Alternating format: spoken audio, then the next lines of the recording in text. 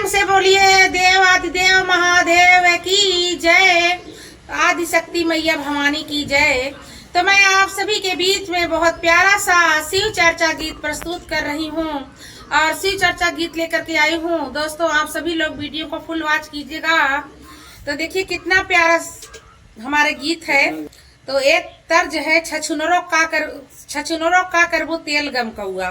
तो आइए मैं गीत के माध्यम से चलती हूँ, शिव चर्चा सुनाती हूँ आप लोगों को। गांव गांव होती बाटे शिव जी के चर्चा, गांव गांव होती बाटे शिव जी के चर्चा, बलम हो तो हूँ भराइल तपरचा। गांव गांव होती बाटे शिव जी के चर्चा, बलम हो भराइल तू हूँ परचा।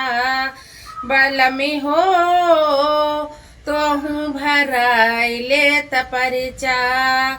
कबो कबो हमहू शिव चर्चा में जाइब, कबो कबो हमहू शिव चर्चा में जाइब, पर वचन के बात आके तोह के बताइबे है। कबहू कबहू हमहू शिव चर्चा में जाइबे, पर वचन के बात आके तोह के बताइबू।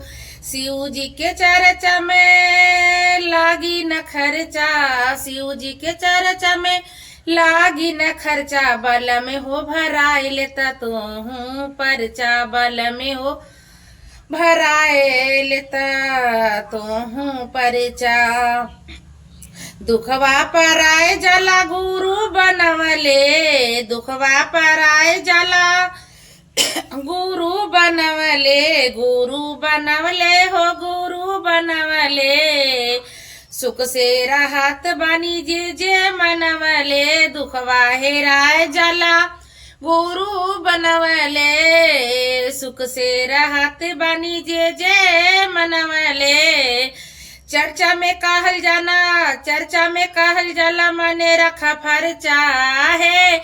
चर्चा में कहल जाला माने रखा फरचा, बलम हो तो हूँ भराइल परचा। बलम हो तो हूँ भराइल परचा।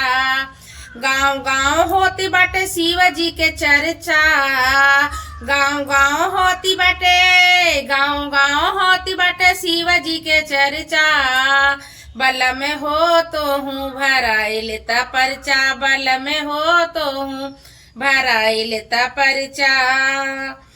बड़ा बरदानी हम शिव अंतर्यामी, बड़ा बरदानी हम शिव अंतर्यामी। उनके चरनिया चली चला चला चली स्वामी हे। बड़ा बरदानी हम महादेव अंतर्यामी, बड़ा बरदानी हुआ शिव जी अंतर्यामी। उनके चरनिया चला चलिए स्वामी। बतिया समझ लेते लागी न मरचा, बतिया समझ लेता लागी न मरचा, बलम हो तो हूँ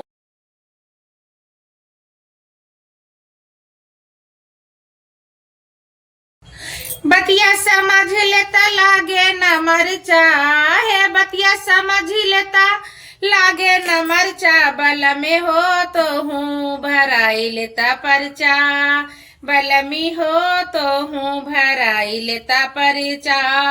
गांव गांव होत बाटे शिव जी के चर्चा, गांव गांव होत बाटे शिव जी के चर्चा, बल में हो भराइल तो हूँ परचा। बलम हो तो हूँ भराइल परचा।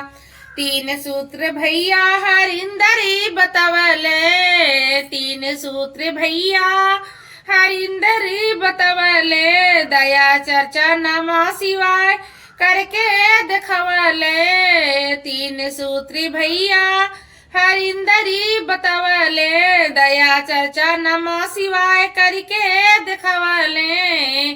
नीलम दीदी भी करे रोजी रोजी चर्चा, नीलम दीदी भी करे रोज रोजी चर्चा, बल में हो तो हूँ भराइल परचा।